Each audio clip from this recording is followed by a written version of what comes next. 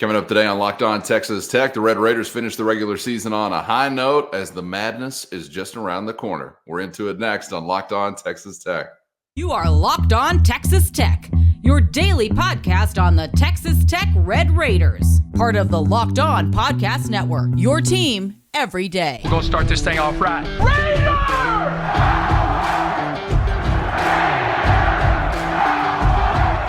Everything runs through Lubbock. Great to be with you again on Locked On Texas Tech on the Locked On Podcast Network, your team every day, always free and available on YouTube or anywhere you get podcasts. And today's episode brought to you by Gametime. Download the Gametime app, create an account, and use our code Locked On for $20 off your first purchase with the only Chris Level. I'm Casey Cowan. Chris, great to be back with you, kicking off another week. It is conference tournament week as the regular season is now in the rear view, and Texas Tech finishes on the right note as you get a big win by 10 over Baylor from United Supermarkets Arena.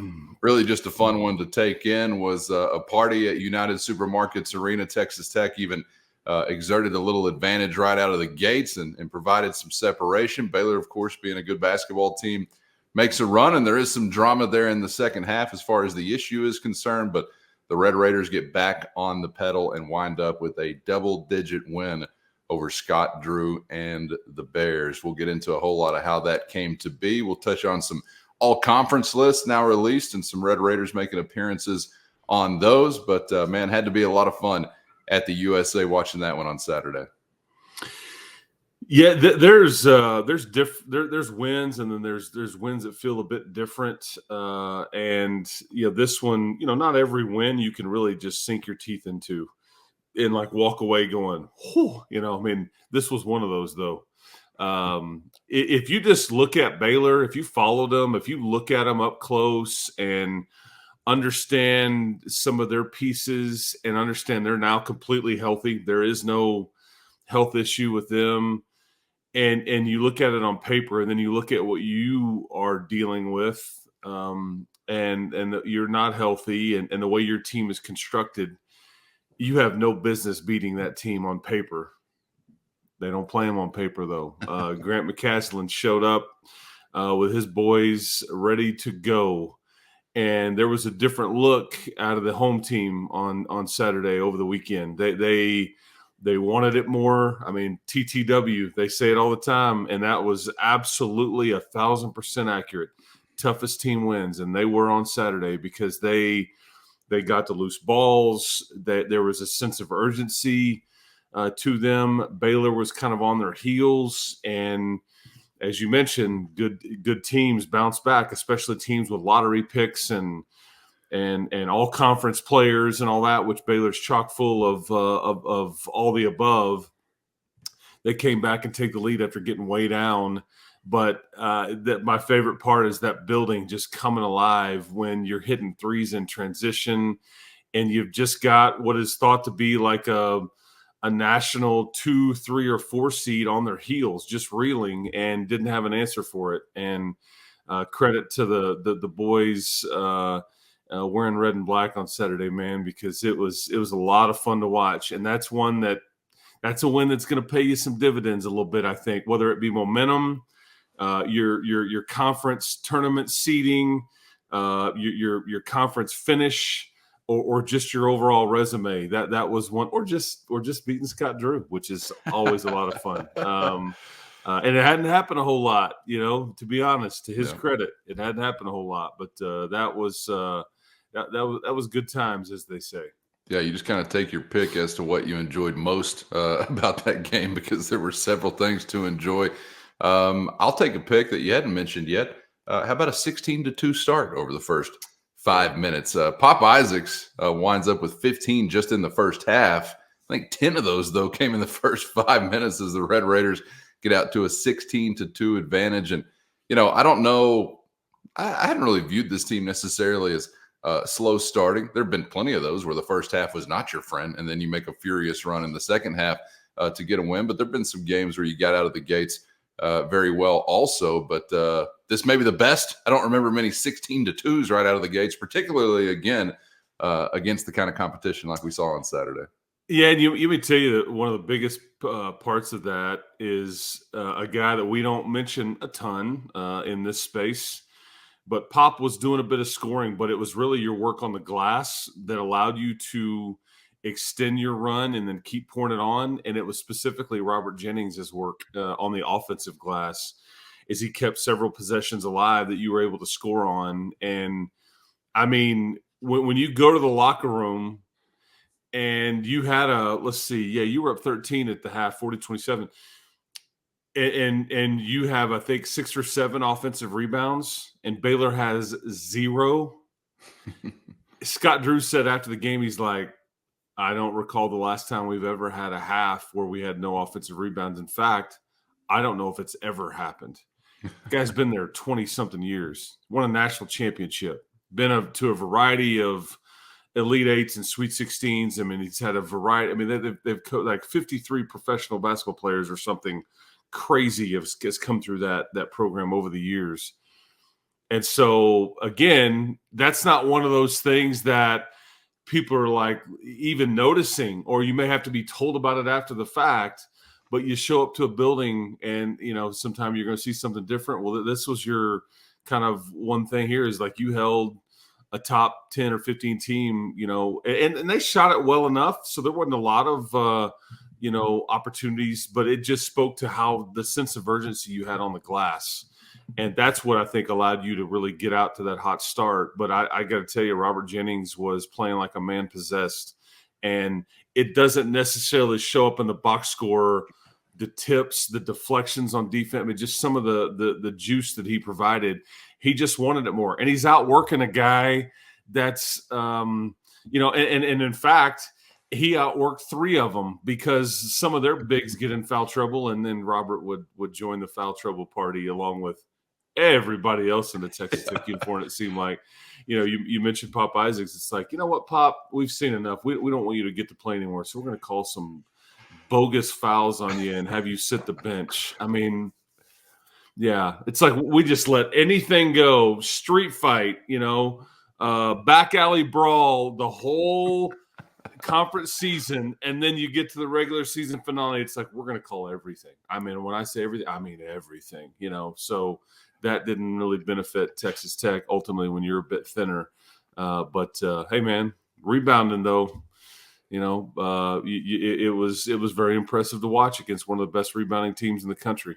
Yeah, I think it was 10-0 as far as second chance points in the first half were concerned, obviously in favor of the Red Raiders. And yeah, I don't know if the tight whistle or whatever was just, doing us a favor, getting us ready for the NCAA tournament or what exactly was going on, but it was feeling like a bit of a departure from the majority of the regular season or the conference season, especially, no doubt. And I'll say this.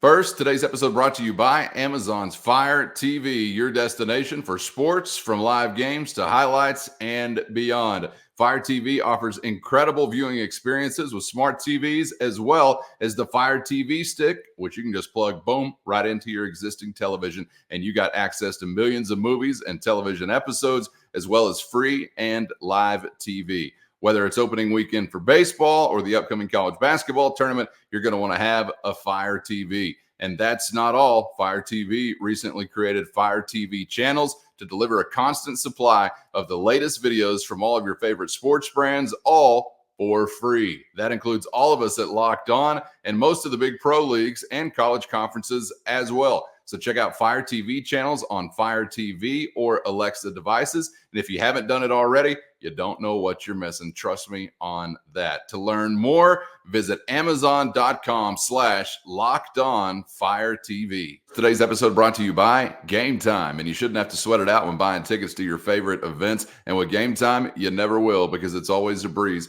using the Gametime app, where you're going to find killer last-minute deals, views from every seat, and their lowest price guarantee. Gametime has deals on tickets right up to the start of the event and even an hour after it begins, which means Gametime is the place to find last-minute seats to any event. Gametime also the fastest and easiest way to buy tickets, but not just fast, also secure and simple to use. So right now, download the Gametime app and create an account and use our promo code LOCKEDONCollege for $20 off. Again, download the Gametime app today and use the promo code LOCKEDONCollege for $20 off. Last-minute tickets at the lowest price, guaranteed with Gametime. I'll say this: they were consistently tight on Saturday. They called Baylor for a lot of stuff too. You just, that was not going to ultimately benefit you because you just have, and it was who it was on. I mean, for Pop Isaacs and Darian Williams to have to sit long periods of time is painful for you. You cannot live without them. And it was Pop that was getting downhill and attacking the rim and putting pressure on them and getting foul calls on Baylor. But how about this stat? As far as drawing fouls, they keep this stat in box scores now. It's about 2 or 3 years old, maybe slightly older than that. But like my man EY, he drew 5 fouls. I mean, he got fouled 5 times now. EY, we got to work on those free throws, buddy. We didn't. He's 2 of 13 on the season, and which is shocking because he will be better at this. Grant was asked this after the game. Kid's a phenomenal shooter. I've seen it the summer in practices, shoot-arounds, all that. He can stroke it, man. He absolutely has a soft touch, and I just think maybe the nerves or the magnitude or he gets winded or something. I don't know what's going on in the free throws, but I thought it was fascinating that he drew 5 fouls on Saturday. So those Baylor bigs couldn't handle him. They're like, yeah, we'll just hack him, put him on the line. Maybe that was a good strategy, though, based on his free throw numbers. I don't know. Yeah, it's kind of strange. We've seen some touch from him elsewhere on the floor, and then the free throw line just not being kind to him. The Red Raiders were 17 for 24 from the charity stripe overall. You mentioned Robert Jennings. I've got Jennings, Darian Williams, and Pop Isaacs as some guys to highlight, and Darian Williams just continues to do his double-double dizzle. I mean, it's just like roll it out there, and I'll fill up the box score in whatever way. But he goes for 16 and 11. We'll mention his name again when we get to an all-conference list. But I'm just already having to remind myself not to take for granted what Darian Williams has been able to do. And, again, we've talked about it over and over coming into the year. I don't want to repeat myself too much, but I don't know what the expectation was for Williams, but he has surpassed that to me. I don't know how about every other Red Raider fan, but he's well beyond it at this point in time to me. And it's interesting because you're going to see his old team in the tournament. I don't know if you will see it, but just generally the basketball fan, that Nevada team that he departed, they're going to be in the NCAA tournament. I think they won like 25 games this year. And but him leaving and playing at a higher level, he gambled on himself and won, because I don't know what his big picture future looks like.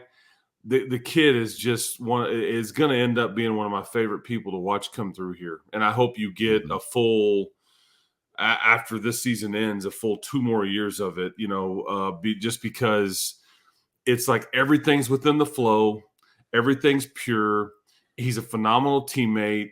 He doesn't ever force anything. Rarely is there a bad decision. He's not perfect, but he just puts it, because like in this case on Saturday, he plays about 8 fewer minutes on average than he normally does, and he still gets you the double-double. So this is what I would term efficient. I mean, he's still producing, even though he was only on the floor for about 25 minutes as opposed to about the 32 or 33 that he's been averaging. But it's just, I mean, because what does he not do for you? I mean, what? Tell me what he can't do well. Avoid the scorer's table whenever he's body slammed. Now, he went right into that and almost took out Dusty Womble. I mean, we're going to have big problems. That's not the thing that comes to mind, though, Chris. Yeah, I was hoping if of the 2 that Fran Fraschilla got taken out, as opposed to my man Dusty, because Dusty's good people. He's a regent, we don't need our Texas Tech leaders being in harm's way, thanks to Brock Cunningham. I'm going to make a vow that that's the last time we ever mention that number 30 in Texas's name on our podcast again, and that was my fault. Okay. I'll take the hit for that, for asking what Darian can't do well, But no, he's just it's a pleasure, man. Yeah. It's and again, none of it. There's no ego there. There's just he kind of is a microcosm of what this team really is. Because this team, there's not any ego here on the staff or the team. That there's not a lot of bad body language. There's not a lot of, they play really hard, and he sums that up. And the crazy thing about Darion, sometimes he doesn't look like he's having to play really hard, and even though he's still playing well, you can't. That's just how smooth he is all the time. Yeah, he's one of those guys that in some ways makes it look effortless, though I know it's not effortless. But I get that same vibe from him. And man, it was good to see Pop Isaacs in the regular season on a high note with 20 to lead all scores in the ball game. As I mentioned, 15 of those come in the first half, 10 of those come in the first quarter of the first half, as we're just rolling out 5 minutes of the Pop Isaacs show for the most part to get the game going. He was 6 for 14 from the field, 3 for 7 from beyond the arc. And I don't know what to expect out of Pop Isaacs when you get into the postseason. And, to be honest with you, if somebody asked me to describe what Pop Isaacs is as a player, I may have to take a minute to collect my thoughts, because there have been so many different kind of, versions of Isaacs throughout the year, Chris. But the one steady, I suppose, is just that he finds a way far more often than not to impact the game. It may not always be on, some kind of hot shooting night or anything like that. Maybe a night where he's got to get to the free throw line 10 times, but he has impacted the game 9 times out of 10. And so I guess I'd describe him in that way. He's tough. I mean, he's just tough. And he's got a very high basketball IQ and figuring out kind of what, because he squeezes everything out of what he's got. He plays at a different gear sometimes. I just think when you see him coming off of cuts or like in the open floor, when he's like, I'm going to hit this extra gear, and he shoots a lot of threes, but it's like he's a tough guard because he's moving so fast. I mean, he just never stops moving without the ball. But it's his mind for the game too. I think the psychology, I think it's fascinating because I've kind of picked up on it as we've gone along here. When things aren't necessarily going well, or it may not even matter, but when he knows that you've had a couple of calls go against your team, he did this Saturday. There was 2 foul calls against, your team on Saturday, and it's in the same possession. Neither one resulted in free throws, but the crowd is booing and very frustrated. So Pop immediately, when you get the ball back and he drives it, he went right to the basket and he got a ticky-tack call. It's the psychology of the game and understanding the way the game is officiated in that, it's not going to be just totally slanted on the call thing. So whenever you get a couple of quick hitters on you, where that teeter-totter is coming back your way, but you got to go earn it if you're smart enough to go do it. And he picks up on that. I think that he really grasps those kinds of aspects of the game too. It's very, very smart.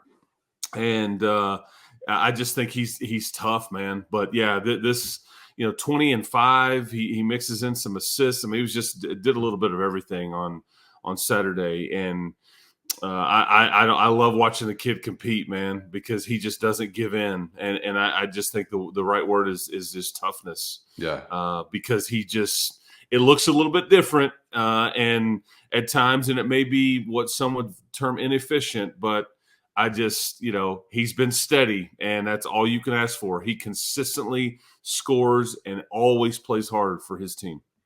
Obviously, in the postseason is where the grade will truly be delivered. But the regular season for Grant McCaslin is now in the rear view. His first go around in the Big 12 and at Texas Tech, 22-9 overall, 15-2 here in the LBK, and 11-7 in the Big 12 Conference. Probably the least heralded team in America that has got those numbers or those kinds of numbers on their resume, but that's fine. We're not here for the beauty contest. If you're a Tech fan, you got to go take everything. Nothing is ever going to be given as far as any attention, respect, or credibility. And obviously there have been times during the regular season where you stumped your toe and maybe kept yourself from some of those things. There was an on-conference schedule that didn't provide a whole lot of heat as far as the resume is concerned. But that matters very little at this point because he is certainly, in my opinion, Chris, in A territory as far as a grade is concerned. If I'm giving you that kind of record before the hire is even made, like, hey, Texas Tech is going to find a guy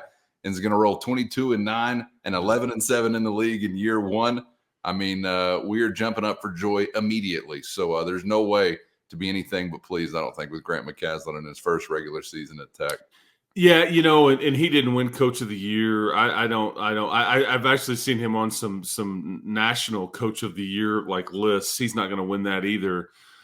But that should tell you a lot about the kind of year that you've put together here.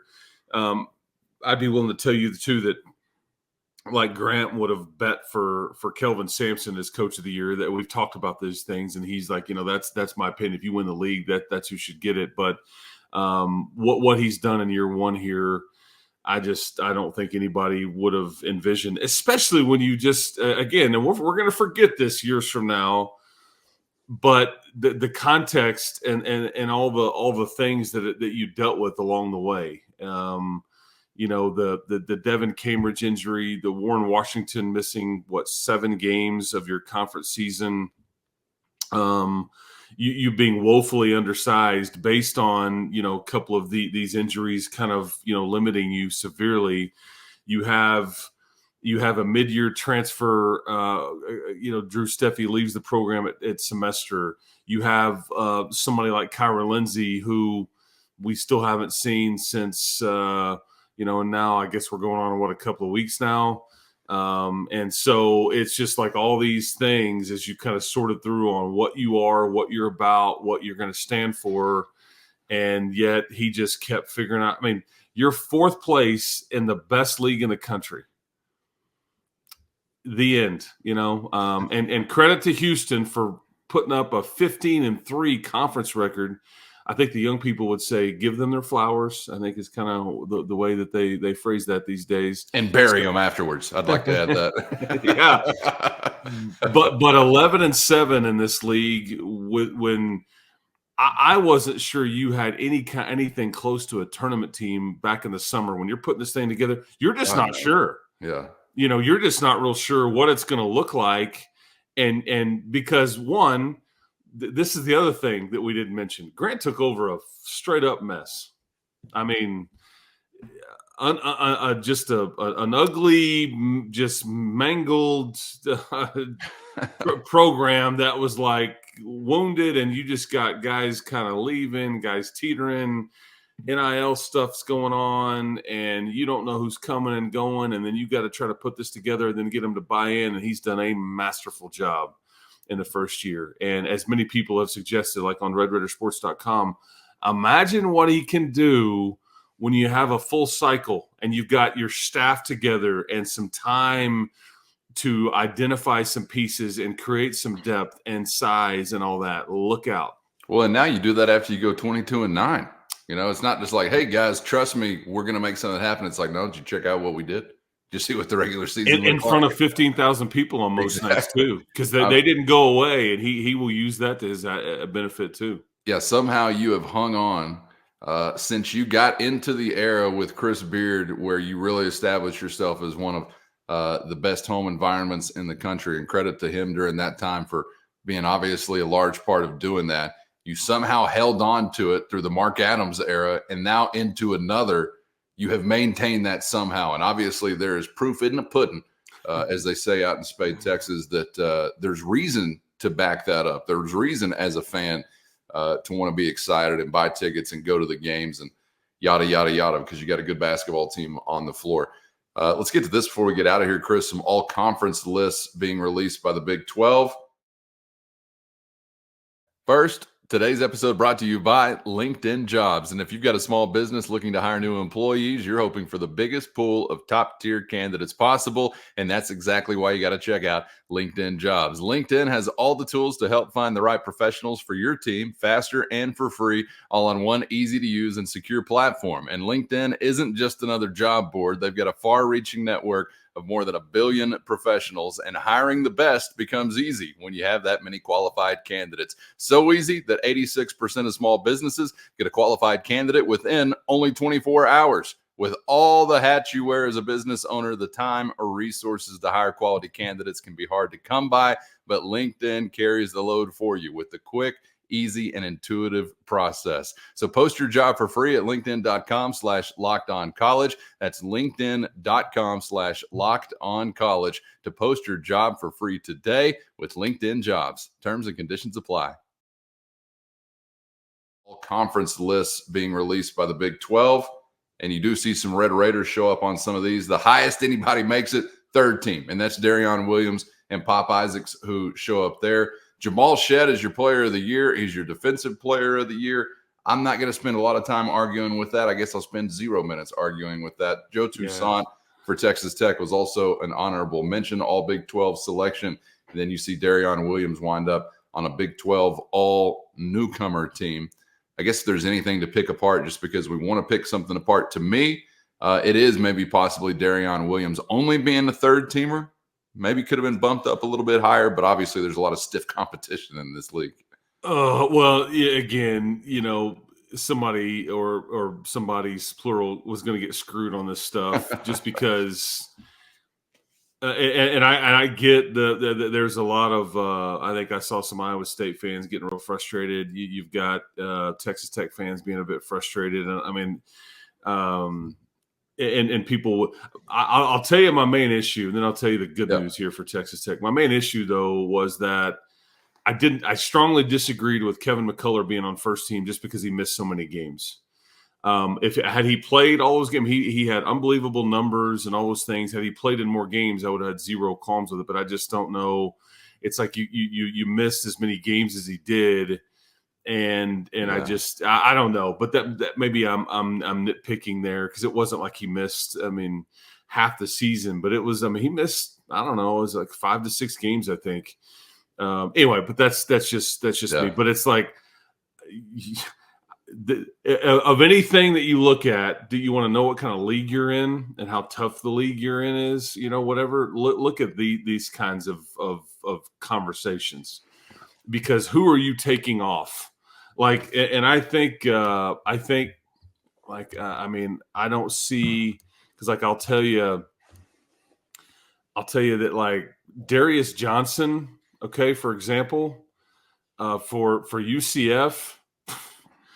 Guy is a straight hooper. He kicked your ass. He kicked a lot of people's ass. He can't even sniff one of these all-conference teams, which should tell you a lot about the league. I mean, it's just like I was trying to think of like who got – but it comes with the winning aspect too. You got to win enough games to get the nod. The best thing part or the best news here for Texas Tech is like if you look at all these lists, okay – the letters SO next to your 2 third-teamers is the best thing that you could have asked for, because you got 2 underclassmen that made this list. These lists, these first, second, and third team, they're littered with either the senior or the grad transfer types. Jacoby Walter is a bit of an exception there. He's going to be one and done. Taman Lipsey is one of the only sophomores that for Iowa State and he deserved some praise too. Lipsey was the only other sophomore, only other underclassman that was on a first or second team list. The rest were seniors or grad transfers. Yeah, it's so you're going to have a nucleus here that you could build. People are going to, I think the next couple of years, assuming you hold on to them, you don't want to assume too much at this day and age of college athletics, but if you can hang on to your nucleus here, people are going to get sick of. They're going to feel like Pop Isaacs and Darion Williams have been there for forever. Even this time next year, they're like, dude. I mean, are they? They're just juniors. I mean, so that's just going to be how it goes, because guys don't stay in one place for very long anymore. But I get there's some frustration there. I thought Pop or D5 could have been a bit elevated, but D5's especially. Yeah. Well, congratulations to those guys that did get mentions, and congratulations to all on a great regular season. But now the best time is upon us, conference tournament time, NCAA tournament time, and can't wait to see how it's going to shake out. Hope everybody out there has their PTO requests put in or their alibis lined up as to what you need to be doing in the middle of the day, because you got day sports bonanza just around the corner. Chris, we got a little more time here this week before we get off to conference tournament action, but he'll be headed that way, and we'll be here to set the table for it. Appreciate the time as always, man, and we'll see you on the other side.